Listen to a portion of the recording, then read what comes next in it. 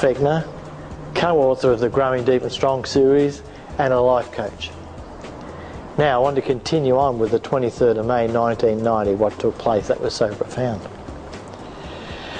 So I went off to work in this little used car yard, and I had my ex-partner chasing me. I had the CIB, you know, the crime people chasing me for money. It was just a mess. And I was still reflecting on the two books I'd read, This Present Darkness and Piercing the Darkness by Frank Peretti. So somewhere in the early afternoon, I picked up my diary and I started to write to God. Now, if you knew me, you would know that how strange that was. But I knew inside me that I needed to talk to God. So I started off, Dear God, I don't have you clearly in my mind yet. The devil of despair has his claws in me, and it went on and on and on. So as I'm writing and talking to God through writing, the phone rings, and it's my brother-in-law. And my brother-in-law, who's the one that was the born-again Christian, and his wife that had been praying for us for the past 12 months. So when he gets on the phone, asks me how I'm going, and it was like I couldn't talk. I don't remember the conversation, but I just knew that it was God answering me because these guys had been praying for us. So I was just in tears, and I couldn't even talk with him, so I ended up hanging up the phone. And I didn't know for years later, but he got off the phone and went, oh, typical Carl, rude, and hung up. I didn't know that for later. But while I'm sitting there with it, this guy walks into the car yard, and he's just a massive guy, like he filled up the doorway. And he walks in and he looks at me and he says, hi, I'm Arthur Rennis, and like he's got this big gruff voice, and he goes, hi, I'm Arthur Rennis, and I'm the pastor of the local apostolic church here, and I come to see Karen. And so I look at him and I think, man alive, you know, after what I've read, this is God talking to me again. He's bringing people across my path.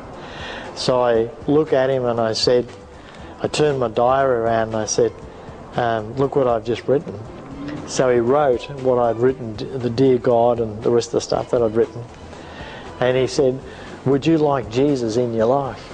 Well, I had no idea what that meant, would you like Jesus in your life? But I knew that I needed God and that he was the answer to what was happening. And so we decided to walk out in the little kitchenette out the back of the office, and he put his hands on my head and he was praying this big prayer, and I don't know what the prayer was. All I know is I had snot and tears going everywhere, and I was just bawling and blubbering my eyes out, and I have no recollection of his prayer. I just knew that this was a day that I wanted to encounter with God. So anyway, I composed myself and we sat down and had a cup of tea and talked, and he left. So I don't know what sort of time span transpired, but a time went by and a panel beater brought a car back to the yard, and we didn't have any more cars to give to the panel shop. So when I was there on my own, so I just locked up the yard and, running back to his yard, or back to his workshop. So anyway, I drop him off, and I'm still thinking through all of the events that had happened, like so much has happened just so quickly.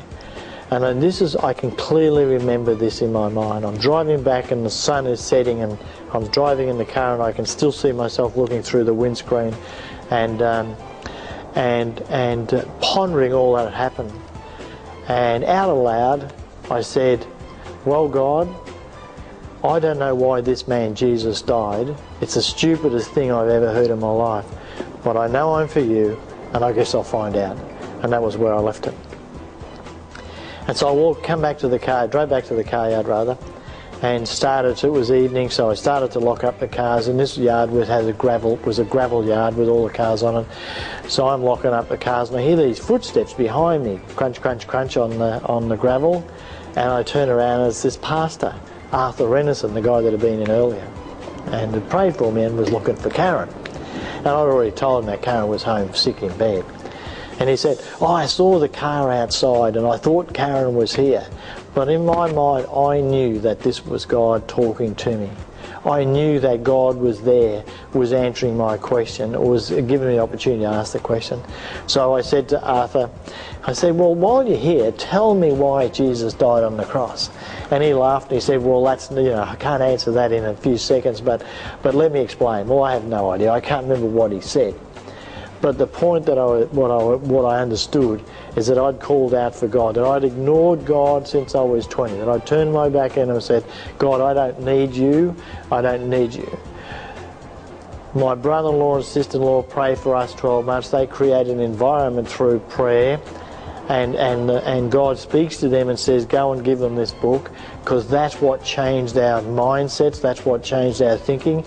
And then on that day, when I cried out to God, he brought people to me 3 times to clearly demonstrate that he was real and living. And from that day forward, my life has never been the same. And there's lots of miracles and everything else. And in a sense, I felt that I needed to tell you that story to understand why we wrote Growing Deep and Strong. But there's a bit more of the story between Growing Deep and Strong and this encounter that I had on the 23rd of May. But that's for the next video.